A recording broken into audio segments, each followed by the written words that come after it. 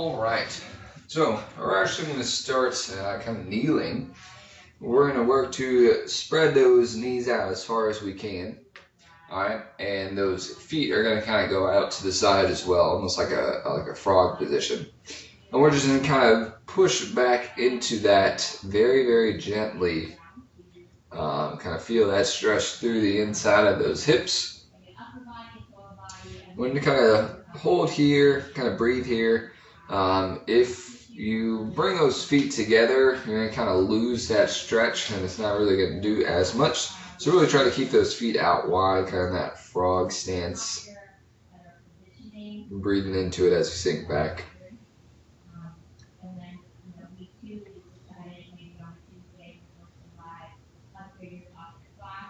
We're spending a lot of time on the hips today. So whether they are tight or feeling pretty good, get you what you need today. Alright, we'll kind of ease that forward. We're just going to walk those hands forward and drive those hips down to the ground. I'm going to turn sideways. So we're going to kind of ease those hips down to the ground, kind of stretch out those hip flexors. I want you to squeeze your glutes. Bring that chest up tall, head to the ceiling.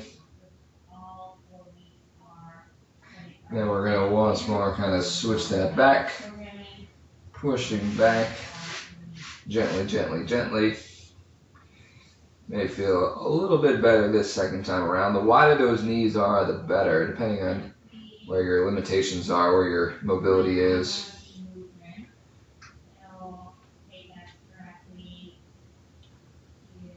Try not to push too fast or too intensely.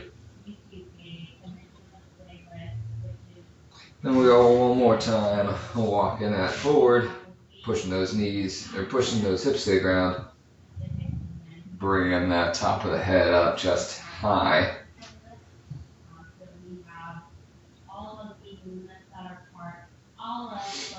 And we'll go ahead and relax there. So we're going to switch down, bring one foot forward, and we're going to go to our ever-beloved runner's lunge. So this position, we're keeping our front foot flat on the ground, pushing those hips down towards the ground, looking to elongate through our back leg. Thinking about pulling that back knee up off the ground. So again, getting a stretch through the front of that hip flexor. I'm going to do kind of a little bit of a flow here, transitioning from one movement to the next. So we're going to drop that back knee. We're going to shift that weight back. Grab that toe, pull it back. Get a good hamstring, calf stretch right there. So we're kind of actively pulling on the top of the foot to elongate the back side of that leg.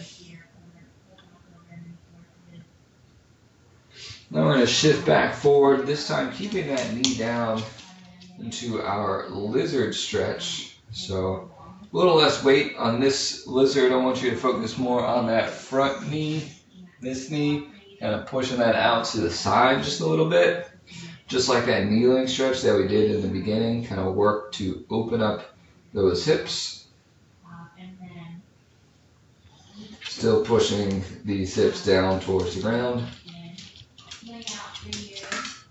And then we're going to shift backwards again, still keeping this front foot flat to the ground. You're going to try to bring that chest towards your knee or to the top of your quad. Notice my hips are up a little bit higher than that previous hamstring stretch. This one's a little less calf, a little bit more towards the back of your knee. I like to have those hands down on either side of my leg for this one. Then we're just going to transition through that whole thing one more time. So starting back up with that runner's lunge, that knee up off the ground. Good elongation from tip of the head to the heel.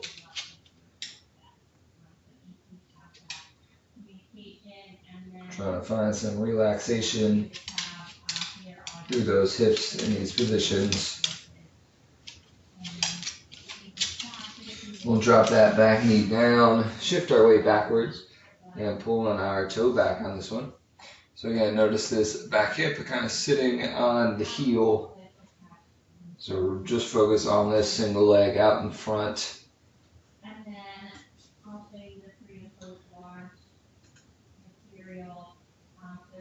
So we get all the way from that Achilles to the back of the ankle, through the calf, through the lower upper hamstring.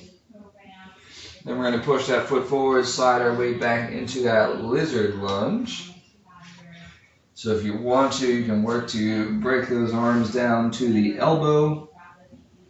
If you need a little bit deeper stretch, I'm not quite there today, but you can deepen the stretch that way. So keeping that front foot flat on the ground, but again, that front knee is going to kind of be pushed to the outside. Going to open those hips in two directions.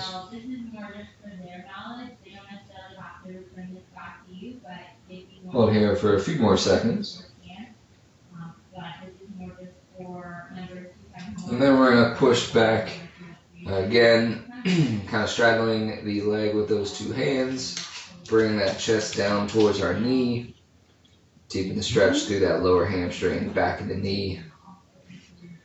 Let me turn this way a little bit. So again, those hips are up off my heel quite a bit. So goal here is to really kind of extend that front leg. Mine's very stiff today, not really wanting to be fully extended. But getting some extension through that knee is going to help, and then we can deepen that stretch by how much we push that chest down towards the knee. Hold here for another handful of seconds. We'll kind of ease up out of that. As we transition while we're in this half kneeling, I'm going to get a little lateral opening of that hip. So all I've done is kept my front foot right where it is. This back knee, I'm just pivoting about 90 degrees. And I'm just going to gently ease into that knee, to that front foot. Again, kind of opening that hip from the inside. So good help here is to squeeze those glutes together, help driving those hips forward and stretching out both sides of those hip flexors.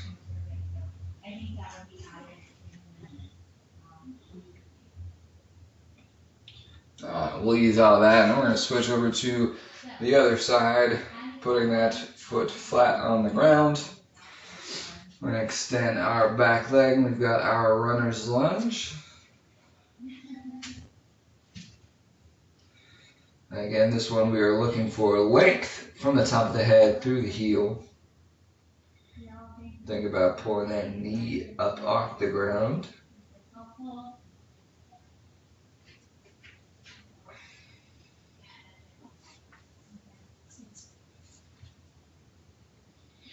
Don't drop that back knee. Shift backwards, pull that toe back with you. Remember, hips are low on this one. Focus more on that kind of lower leg through your calf, through your Achilles heel.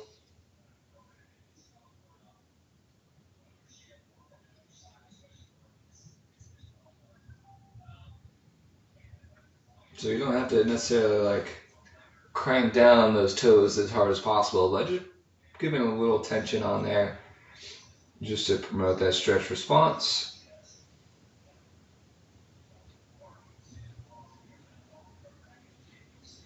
I always like to spend a lot of time on one side, and then that first round on the other side, it feels so much different.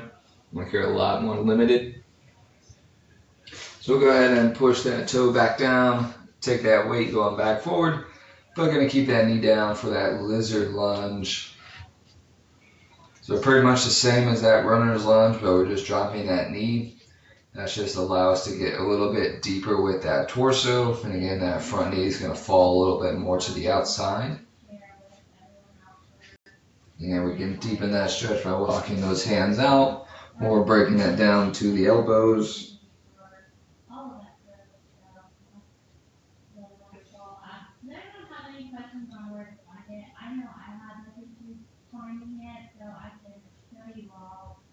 Really trying to keep that front foot in contact with the ground. Try not to get onto those toes or onto the heel or even to the outside of the foot. Really focus on keeping that foot nice and flat. Alright, we'll push that back. Again, keeping that front foot flat. We're going for more of that lower hamstring stretch on this one. Kind of at the same time, you get a little bit of that front ankle stretched out, depending on where your mobility is with your ankles. I want you to think about kind of really pushing the pedal down with our foot, kind of stretching out the top of the foot, front of the ankle there, and you get kind of a dual stretch going on.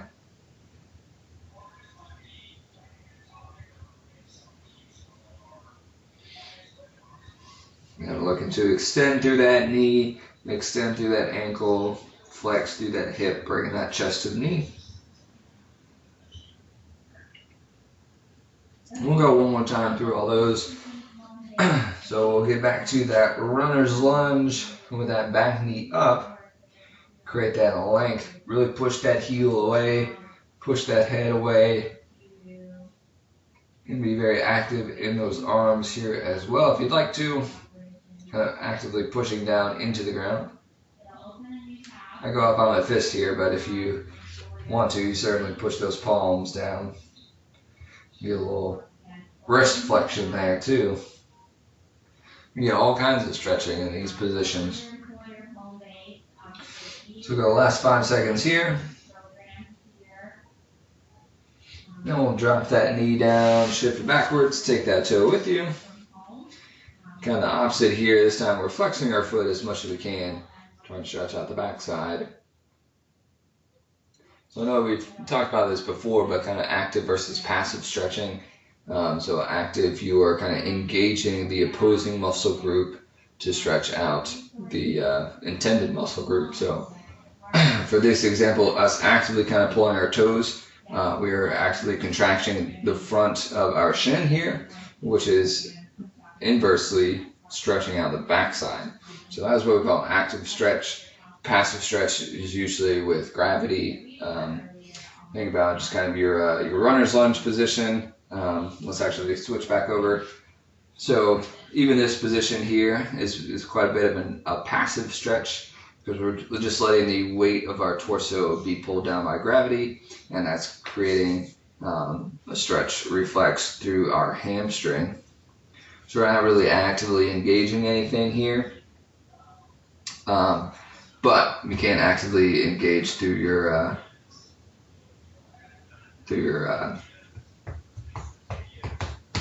ankle. That's the word. All right, let's go ahead and rotate that knee that 90 degrees. We're going to push those hips open. I might have forgotten one lizard stretch. We can go back for that in a minute. So we're going to kind of open that hip up that 90 degrees. We're going to ease that knee out forward. Stretch again the inside of those hips. Squeeze those glutes to drive those hips forward, and get both of those hip flexors in action as well. Again, a bit of a passive stretch, kind of just letting gravity kind of pull us down, and that's opening up those hips for us.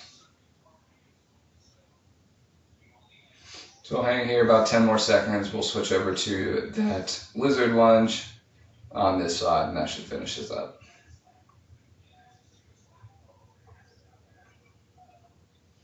All right, let's flip it over. We're just kind of pivoting that back knee back again, and we're just letting those hips get pushed down to the floor, letting that front knee fall out to the side.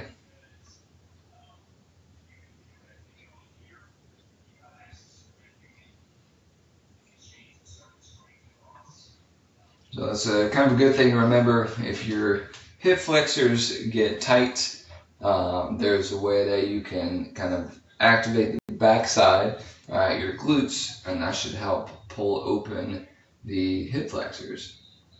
So the same concept with that upper cross syndrome that I've heard a lot about, that kind of poor forward head, rounded shoulder posture of us sitting at the desk. We'll go ahead and come up out of that. So a lot of times kind of we're here all the time, so we're really tight here, really open in the backside. So if we can work to actively pull that backside, it's going to help stretch us out on the front. All right, kind of help correct our posture. Otherwise, that's all we have for you for Unravel. Thanks so much for joining me, stretching out those hips. Hopefully you feel great after this.